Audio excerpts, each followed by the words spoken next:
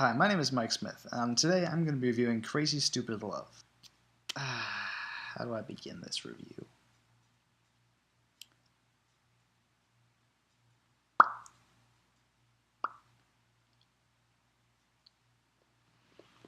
Okay, so basically my history with this movie is, I haven't been following this movie as much as I have other movies. Mostly because I'm not a big fan of romantic comedies. There's a few that I like, and, you know, I wasn't sure whether this would be one. But once I saw the first trailer during the Goodbye Michael episode of The Office, and I saw the cast, and it was like Steve Carell, Ryan Gosling, Emma Stone, Julianne Moore, and I started building up a little bit of anticipation for it. I saw the trailers, I thought it looked pretty good. So basically, when it came out, it opened up against Cowboys and Aliens, and I went to go see Cowboys and Aliens. That was a mistake, as people who saw my review of Cowboys and Aliens know that I did not care for Cowboys and Aliens. But Crazy Stupid Love, I really liked it. I thought it was actually pretty great. It's an ensemble piece. Basically, I guess the center character is Steve Carell. He's getting divorced from his wife, and he's sort of going in a bad place, and he's like at a bar, and Ryan Gosling comes over and he starts helping him out, meeting women, and they are just so good together.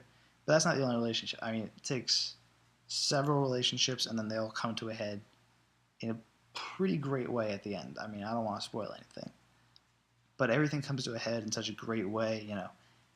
As you're watching the movie, there's these different relationships going on, and you don't really know like how they're related to each other. You don't even know if they are. They might just be, people. They're just people that are. Basically, I'm gonna try to sum up all the relationships here. Okay. So Steve Carell is married to Julianne Moore. They've been married since they were 17. Julianne Moore gets a divorce from Steve Carell because she was sleeping with Kevin Bacon. Okay, so we have that established. Steve Carell's son is in love with his babysitter, but the babysitter is in love with Steve Carell. Okay, so we have that established. Steve Carell at a bar meets Ryan Gosling, who meets women a lot. He goes out and does women.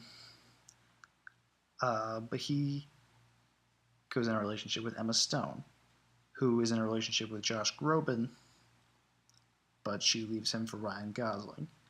And it's that kind of thing. And it sounds kind of like unrelated, but it becomes... There's a really cool twist. It sounds weird to have a twist in a romantic comedy, but there's a really cool twist towards the end. When everything comes to a head, like I said, and it's just totally unexpected. It's out of the blue. The chemistry between all the cast members is fantastic. Everybody's at the top of their game. They know what they're doing, and it's just great. Emma Stone, Ryan Gosling, Steve Carell, Julianne Moore, Kevin Bacon. The kid from Zathura is Steve Carell's son. He's pretty good. And, it's just a really good movie. I really enjoyed it. The writing in this movie, the screenplay, really good. Honestly, I wouldn't be surprised if this movie was nominated for a couple of Academy Awards this year, especially the screenplay. I think it might be my favorite original screenplay of this year so far. Maybe. I'd have to... Just coming out of the theater, that is my kind of initial reaction right now. So I really liked it. I highly recommend it. I'm not a big romantic comedy guy, mostly because 98% of them are all crap. That's just my assessment. I mean, I think the last really good romantic comedy that I saw was 500 Days of Summer, which I liked a lot.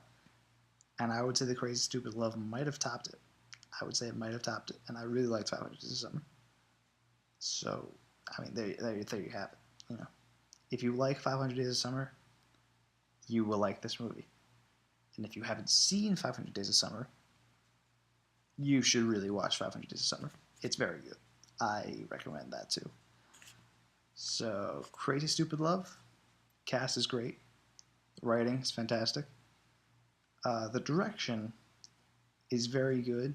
Specifically, I just want to point out one scene where there was a similar scene in Rise of the Planet of the Apes. The scene that I pointed out where Caesar is like swinging from a tree and he's like growing older as he's doing it. That was my. I mean, I really like that scene in Rise of the Planet of the Apes.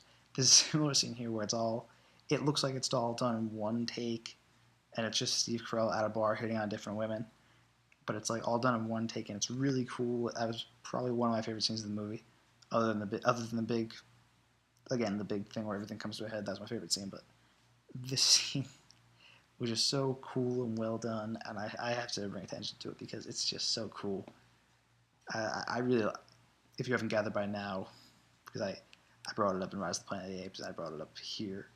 I really like those, one take, swivel arounds. Or, I mean, it looks like one take. It can't possibly be one take because Steve Carell is in like 9 places at once. But I really like those kind of things. So